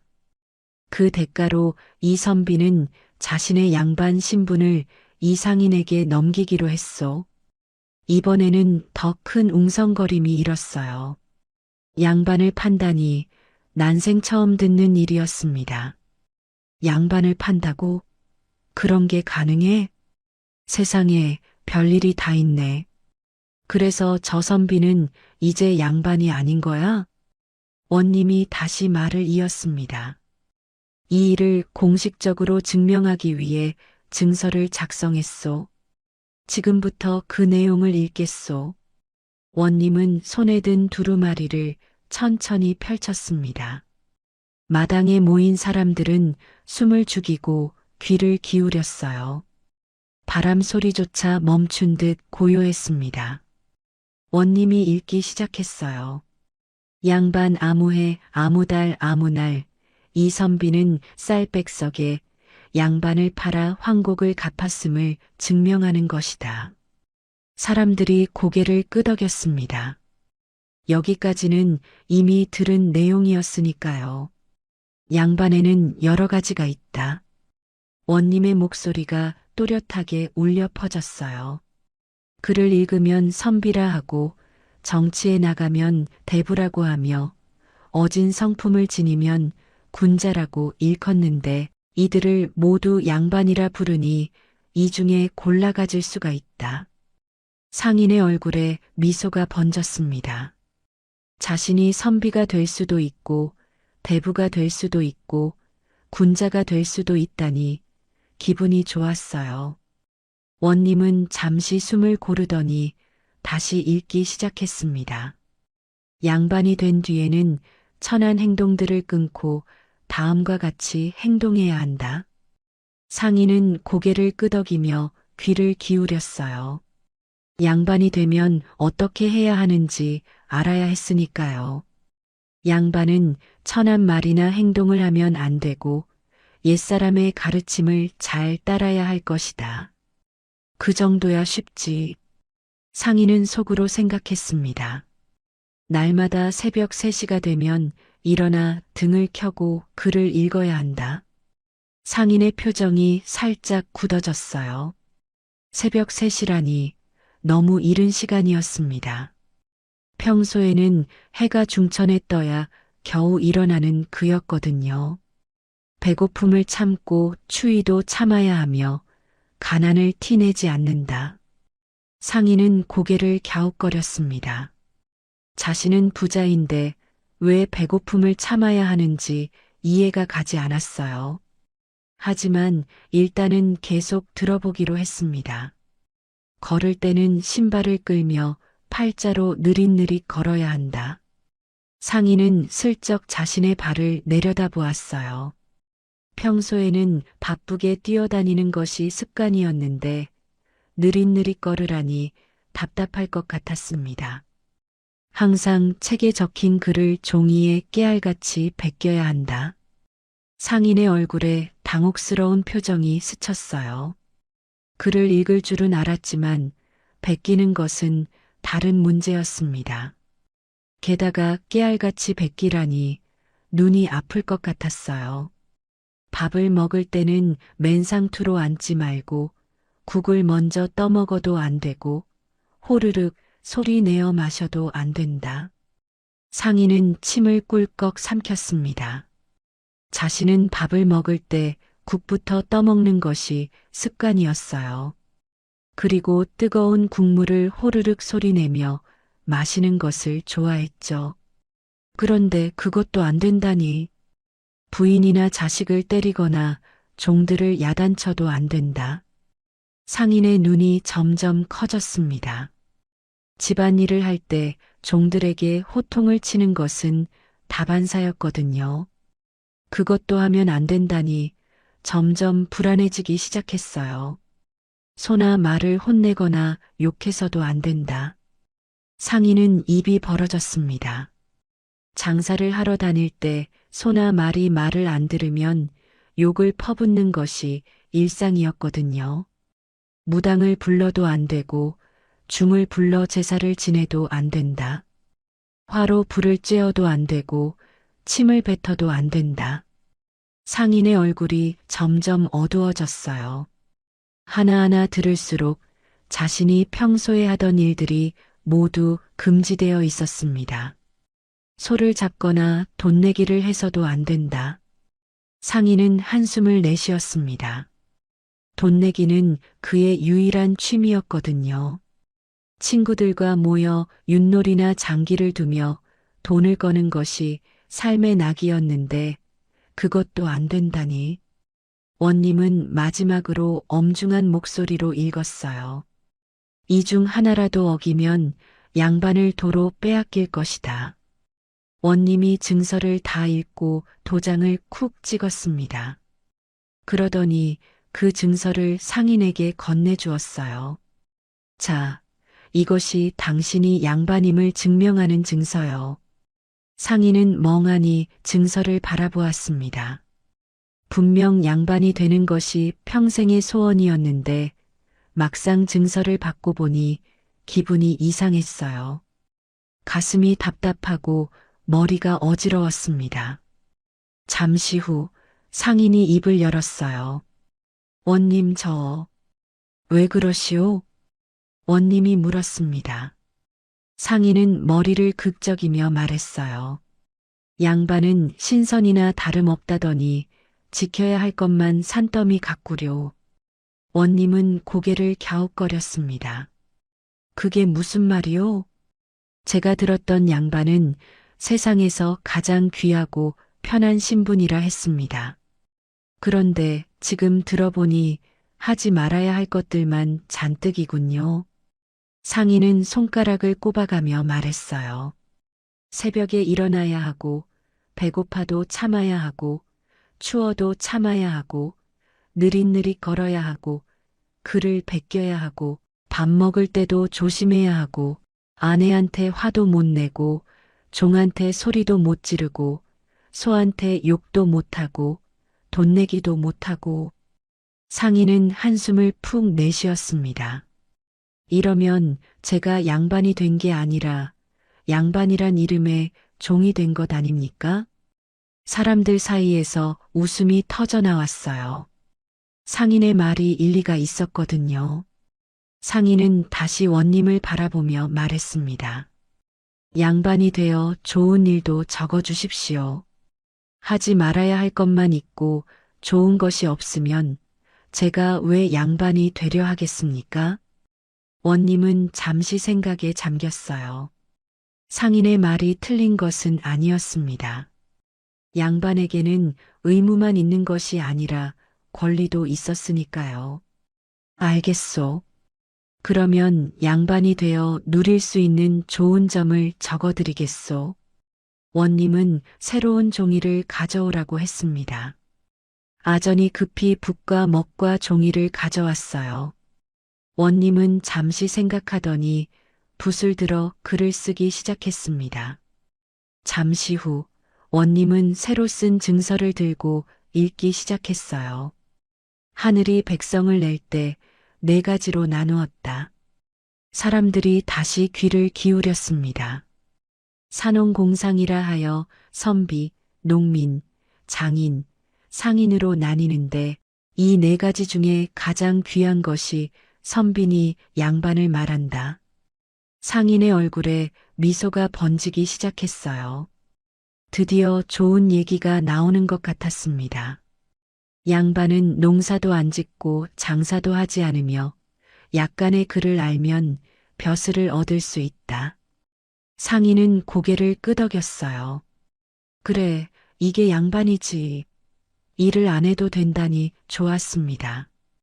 벼슬을 하면 무엇이든 다 가질 수 있으니 돈자루를 짊어진 것이나 다름이 없다. 상인의 눈이 반짝였어요. 돈자루를 짊어진 것이나 다름없다니. 상인으로서 돈에 관한 이야기는 무엇보다 달콤했습니다. 좋구나, 좋아. 상인은 무릎을 치며 환호했어요. 드디어 자신이 원하던 이야기가 나오는 것 같았습니다. 원님은 계속 읽었어요. 가난한 양반이 시골에 묻혀 있다고 해도 이웃의 소를 끌어다가 먼저 자기 땅을 갈 수 있다. 상인의 표정이 살짝 굳어졌어요.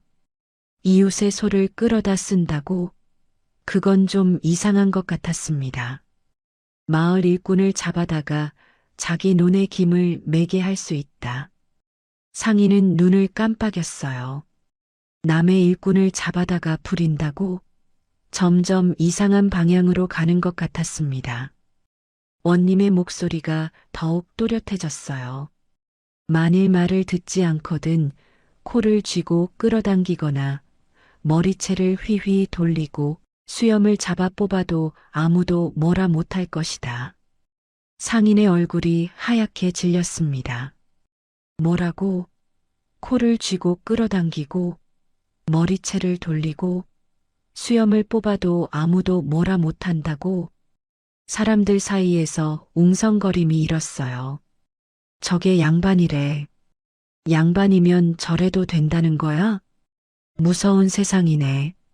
상인은 갑자기 벌떡 일어났습니다. 그의 얼굴에는 분노와 두려움이 뒤섞여 있었어요. 그만두시오. 상인의 외침에 마당이 조용해졌습니다. 나를 도둑놈으로 만들 셈입니까? 상인의 목소리는 떨리고 있었어요. 남의 소를 끌어다 쓰고 남의 일꾼을 잡아다 부리고 말 안 들으면 코를 쥐고 끌어당기고 머리채를 잡아 돌린다고요? 그게 양반입니까? 그건 도적이지요. 원님은 아무 말 없이 상인을 바라보았습니다. 상인은 손사래를 치며 소리쳤어요. 그런 게 양반이라면 나는 싫죠. 안 사요. 사람들 사이에서 웃음이 터졌습니다. 상인이 100석이나 들여 산 양반을 다시 안 사겠다고 하니 어이가 없으면서도 우스웠어요. 아이고, 저 사람 표정 좀 봐. 양반이 뭔지도 모르고 샀다가 혼났구먼. 사람들의 수군거림 속에서 상인은 벌떡 일어나 뛰쳐나갔습니다. 등 뒤로 웃음소리가 들려왔지만 아랑곳하지 않았어요. 그는 광가 마당을 벗어나 큰 길로 나섰습니다. 에잇, 양반이 뭐라고. 상인은 투덜거리며 걸었어요. 처음에는 화가 났지만 걷다 보니 오히려 후련해지기 시작했습니다.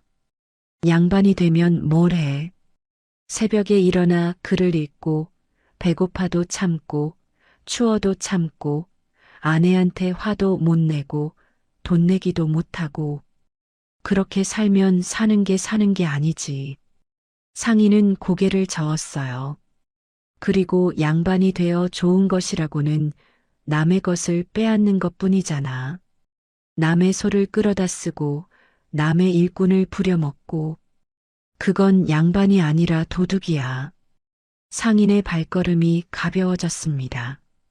그래, 나는 상인으로 사는 게 낫겠어. 비록 양반들한테 굽실거려야 하지만 그래도 정직하게 장사해서 돈을 버는 게 떳떳하지.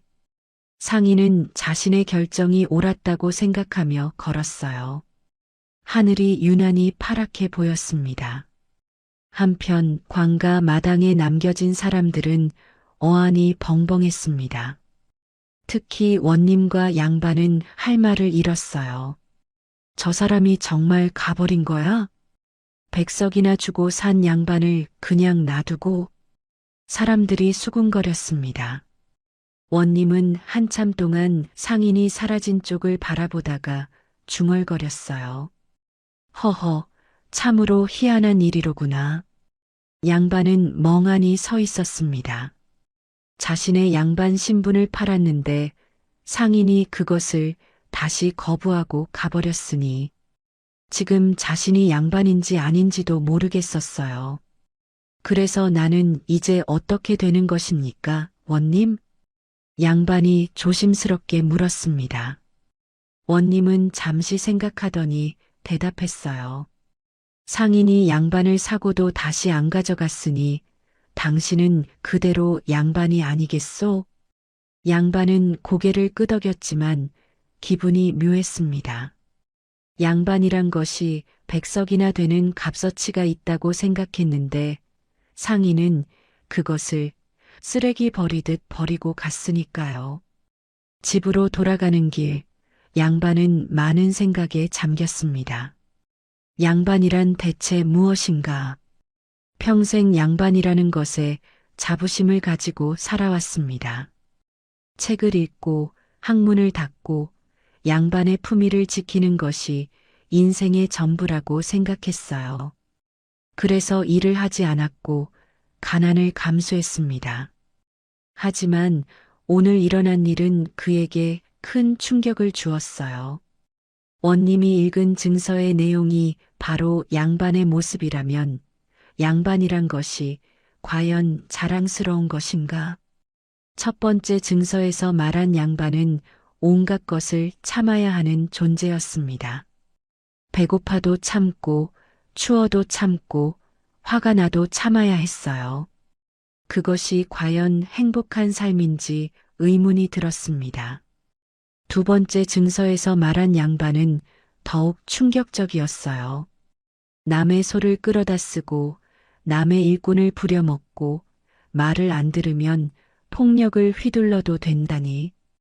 그것은 양반이 아니라 도적이나 다름없었습니다. 내가 지금까지 지키려 했던 양반이란 것이 이런 것이었단 말인가? 양반은 깊은 생각에 빠졌습니다. 집에 도착하니 아내가 마당에서 기다리고 있었어요. 어떻게 되었소? 관가에서 무슨 일이 있었소? 아내의 얼굴에는 걱정이 가득했습니다. 양반은 오늘 있었던 일을 하나하나 설명했어요. 상인이 자신 대신 빚을 갚은 것, 양반 신분을 넘기기로 약속한 것, 원님이 증서를 만들어 읽은 것, 그리고 상인이 결국 양반이 되기를 거부하고 떠난 것까지. 아내는 이야기를 듣다가 한숨을 쉬었어요. 결국 양반이란 것이 그 정도밖에 안 되는 것이었구려. 양반은 아무 말도 하지 못했습니다. 아내의 말이 맞았으니까요. 당신은 평생 양반의 품위를 지킨다고 책만 읽었소. 그래서 나는 남의 집 일을 하며 쌀을 구해와야 했고, 우리는 늘 굶주렸소. 아내의 목소리에는 원망이 담겨 있었어요.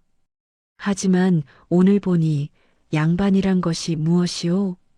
해야 할 것은 산더미 같고 누릴 수 있는 것이라고는 남의 것을 빼앗는 것뿐이잖소. 양반은 고개를 숙였습니다. 저 상인은 똑똑한 사람이요. 양반이 무엇인지 깨닫고는 단번에 거부했잖소. 우리는 평생 양반이라는 껍데기에 매달려 살았는데 말이요. 아내는 한숨을 쉬며 부엌으로 들어갔어요. 양반은 혼자 마당에 서서 하늘을 바라보았습니다. 저녁 노을이 산마루를 붉게 물들이고 있었어요. 새들이 무리지어 둥지로 돌아가고 있었습니다. 양반이란 무엇인가? 그는 다시 한번 자문했습니다. 책을 읽는 것이 양반인가? 아니면 품위를 지키는 것이 양반인가? 혹은 남을 부리고 지배하는 것이 양반인가? 답은 쉽게 나오지 않았어요. 하지만 한 가지는 분명했습니다. 지금까지 자신이 생각했던 양반과 실제 양반의 모습이 많이 다르다는 것이었어요. 그리고 그 차이를 똑똑히 본 상인은 양반이 되기를 거부했습니다. 나도 다시 생각해 봐야겠구나. 양반은 중얼거리며 집 안으로 들어갔어요. 그날 밤 양반은 오랜만에 책을 읽지 않았습니다. 대신 아내와 함께 앉아 이야기를 나누었어요. 여보, 미안하오. 양반이 먼저 입을 열었습니다. 뭐가 미안하다는 거요? 그동안 당신에게 고생만 시키고 내가 해야 할 일을 하지 않았소. 양반이라는 자존심만 내세우고 정작 가장으로서 해야 할 일은 소홀히 했소. 아내는 놀란 눈으로 남편을 바라보았어요. 결혼한 이래 처음 듣는 말이었습니다. 당신이 어찌 오늘 일을 보고 많이 생각했소. 양반이란 것이 무엇인가 하고 말이요. 양반은 한숨을 내쉬었어요. 책에서는 양반이란 학문을 닦고 덕을 쌓아 백성의 본보기가 되어야 한다고 했소. 하지만 내가 해온 것이 그러했소? 책만 읽고 집안일은 외면했으니 나는 양반의 자격이 없는 것이요. 아내는 아무 말 없이 남편의 말을 들었습니다. 앞으로는 달라지겠소. 책만 읽는 것이 아니라 집안일도 돌보고 당신의 짐도 덜어주겠소. 아내의 눈에 눈물이 글썽였어요. 정말이요? 그렇소. 약속하겠소. 양반은 아내의 손을 잡았습니다. 굳은 살이 박인 거친 손이었어요. 그동안 얼마나 고생을 했는지 그 손에 고스란히 담겨 있었습니다. 미안하오. 정말 미안하오. 양반의 눈에서도 눈물이 흘러내렸습니다. 아내는 남편을 꼭 껴안았어요. 허름한 초가집에 두 사람의 훌쩍거리는 소리가 울려 퍼졌습니다. 다음 날 아침 양반은 일찍 일어났어요. 평소처럼 책상 앞에 앉지 않고 마당으로 나갔습니다. 잡초가 무성하게 자란 마당을 둘러보더니 호미를 들었어요. 오늘부터 이 마당을 정리해야겠구나. 양반은 서툴지만 호미질을 시작했습니다. 처음 해보는 일이라 쉽지 않았어요. 손에 물집이 잡히고 허리가 아팠습니다. 하지만 멈추지 않았어요. 아내가 부엌에서 나와 그 모습을 보고 깜짝 놀랐습니다. 여보, 당신이 어찌 약속했잖소? 앞으로는 달라지겠다고. 양반은 땀을 닦으며 미소 지었어요. 아내의 얼굴에도 미소가 번졌습니다. 결혼한 이래 처음 보는 남편의 모습이었어요. 그날 이후로 양반은 조금씩 변해갔습니다. 아침에는 여전히 글을 읽었지만 오후에는 밭에 나가 일을 했어요. 손에 흙이 묻고 이마에 땀이 맺혔지만 오히려 기분이 좋았습니다. 이것이 진짜 삶인 것 같구나. 양반은 중얼거렸어요. 마을 사람들은 변한 양반을 보고 놀랐습니다. 저 양반 나리가 밭에서 일을 하시네. 세상에 저런 일이 다 있나? 무슨 일이 있었던 거야? 사람들은 수군거렸지만 양반은 아랑곳하지 않았어요.